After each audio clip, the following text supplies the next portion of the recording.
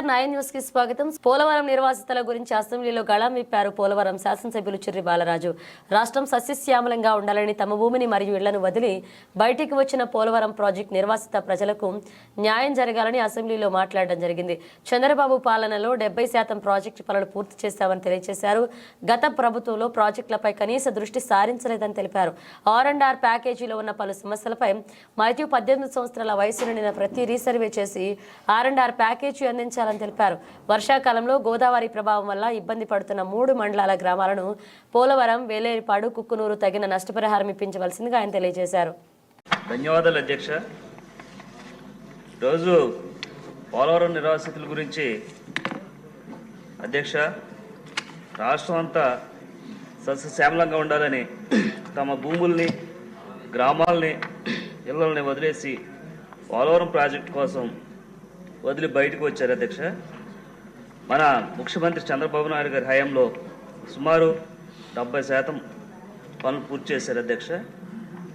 గత ప్రభుత్వం కనీసం దీనిపై దృష్టి కూడా పెట్టలేదు అధ్యక్ష. అలాగే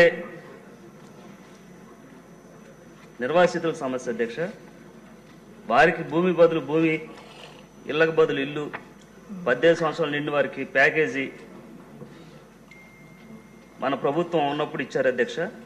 వైసీపీ ప్రభుత్వంలో ఒక్క నిర్వాసితులకు కూడా న్యాయం చేయలేదు అధ్యక్ష. అలాగే వైసీపీ ప్రభుత్వం ఉన్నప్పుడు R&R ప్యాకేజీలో కానీ, అలాగే టీడీపీ పార్టీ నాయకుల్ని, జనసేన పార్టీ నాయకుల్ని గుర్తించి వారికి సంబంధించిన ఇళ్లలో ప్యాకేజీ, అలాగే వాళ్ళ లిస్టులో నుంచి తప్పించారు అధ్యక్ష. అలాగే 2007లో 18 సంవత్సరాలు నిండిన వారికి ప్యాకేజీ నోటిఫికేషన్ జారీ చేసి నాటి నుంచి చాలామంది యువత 18 సంవత్సరాలు నిండలేదు అధ్యక్ష. అప్పుడు నోటిఫికేషన్ ఇచ్చి ఇప్పటి వరకు నష్టపరిహారం ఇవ్వలేదు అధ్యక్ష.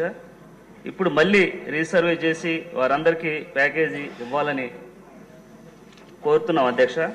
అలాగే పోలవరం నియోజకవర్గం సంబంధించి 3 మండలాల నిర్వాసితులు, కుక్కునూరు, వేలేరుపాడు, పోలవరం, ఈ 3 మండలాల నిర్వాసితులు వర్షాకాలం వస్తే అధ్యక్ష అనేక ఇబ్బందులు పడుతున్నారు.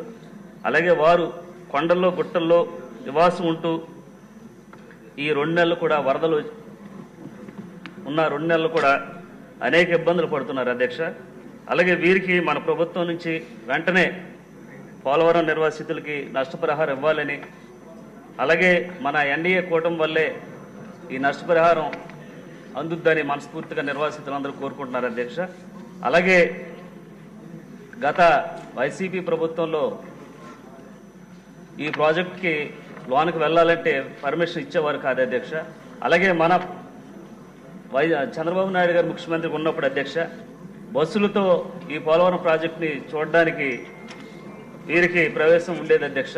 రాష్ట్రం అంతా కూడా ఇలాగా బస్సులతో తీసుకువెళ్ళి అక్కడ ఉన్నటువంటి పోలవరం ప్రాజెక్టుని ఏ విధంగా కడుతున్నారనేటువంటి చూపించేటువంటి కార్యక్రమం మన చంద్రబాబు నాయుడు గారు చేశారు అధ్యక్ష. అలాగే తప్పకుండా రానున్న రోజుల్లో మనం పోలవరం నిర్వాసితులకి న్యాయం చేస్తారని వారందరూ కూడా దృఢంగా నమ్మారు అధ్యక్ష.